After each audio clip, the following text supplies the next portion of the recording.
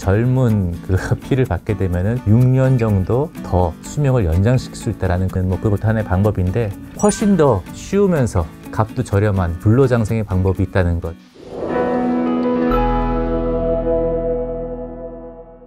안녕하세요. 세균으로 세상을 설명하는 조응균 연구소 김석진 소장입니다.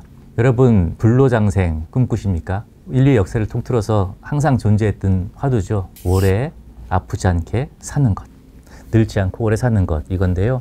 인류 역사를 보더라도 가진 자들, 권력자들의 경우에 권력을 놓기 싫어서 끝까지 나이 들지 않고 살기 위해서 그 다양한 노력을 하는 그런 역사의 기록이 있는데, 대표적으로 우리가 알고 있는 것은 진시황이죠. 진시황이 신하들을 보내서 불로초를 찾아오라고 명령을 했다, 이런 기록들이 있는 걸로 알고 있습니다.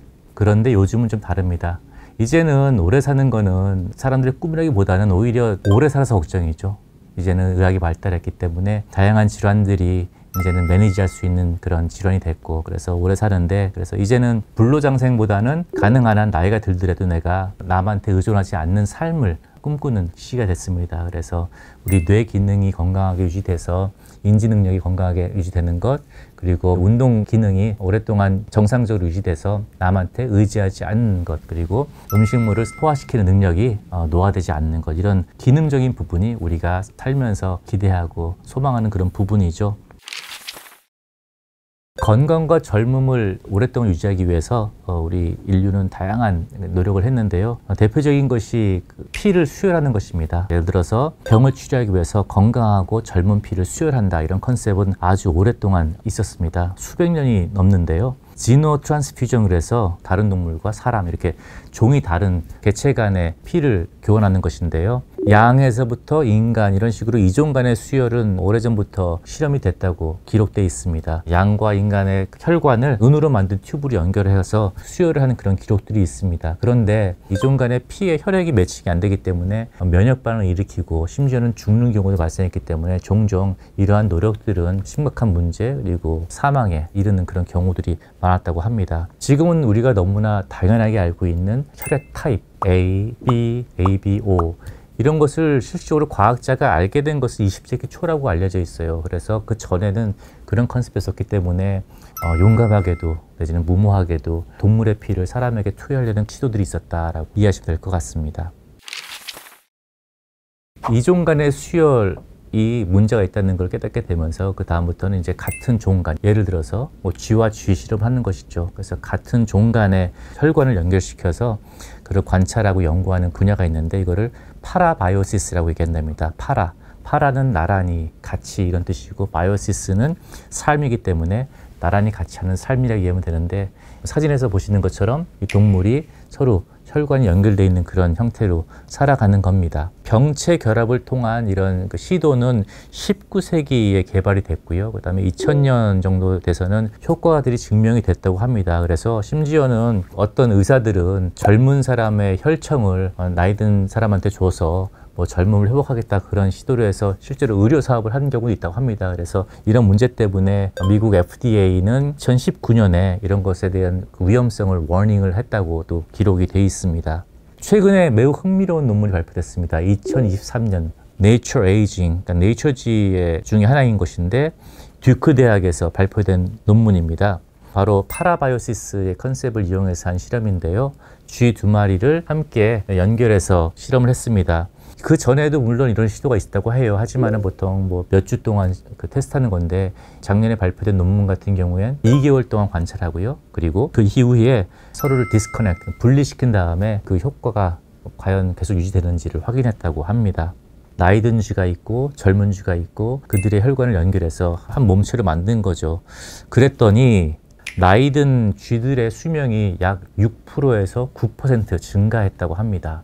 이를 사람의 나이로 환산하면은 약 6년 정도라고 해요. 그래서 젊은 그 피를 받게 되면은 6년 정도 더 수명을 연장시킬 수 있다는 가능성을 제시한 흥미로운 논문이었습니다. 그리고 젊은 쥐와 그리고 나이 든 쥐 간의 커넥션을 없앤 상태에서 관찰했더니 그 나이 든 쥐가 얻었던 젊은 요소들이 유지가 되더라. 그래서 마치 에이지가 리세팅 됐다라는 그 표현을 할 정도로 흥미로운 것이 관찰됐다고 합니다. 그래서 그것도 하나의 방법인데, 훨씬 더 쉬우면서 값도 저렴한 불로장생의 방법이 있다는 것.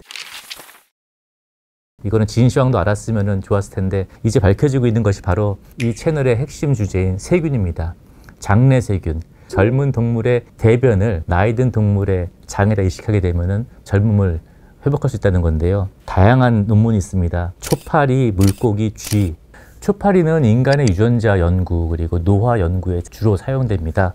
그 이유는 뭐 유전자가 단순한 것도 있고요. 그리고 수명이 짧다. 그리고 뭐 인간의 유전자와 닮은 게 많다. 다양한 이유가 있는데 이 논문에서는 무균 초파리가 있고 일반 초파리가 있었대요. 그래서 무균 초파리와 일반 초파리의 수명의 차이는 약 30% 더 일반적인 초파리가 많이 산다는데 일반 초파리의 장내세균을 무균 초파리에다 이식을 했더니 이쪽도 마찬가지로 수명이 30% 증가하더라. 그렇다면 이 논문에서 볼 수 있는 것은 장내세균이 수명과 직접적인 연관이 있다는 것을 보여주는 그런 논문으로 보시면 되겠고요.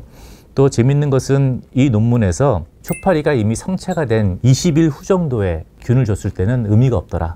즉 장내세균이 수명과 관련돼서 역할을 하는 크리티컬한 중요한 시점은 어렸을 때 가능한 것이 나중에 나이 들어서 주는 건 의미가 없다라는 것을 또한 이 논문을 통해서 알 수 있습니다. 그 다음에 또 다른 논문은 물고기로 넘어갑니다. 물고기는 또 척추동물로서 인간과 더 가깝기 때문에 초파리보다 한 걸음 가깝기 때문에 물고기가 자주 사용되는데요.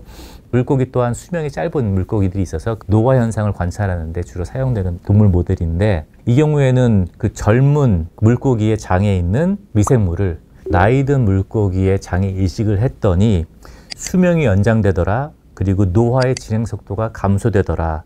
그리고 나이 들면서 발생하는 장내세균의 다이버시티, 다양성의 감소를 예방시켜 주더라 라는 그런 구체적인 그런 지표들을 보여줬습니다.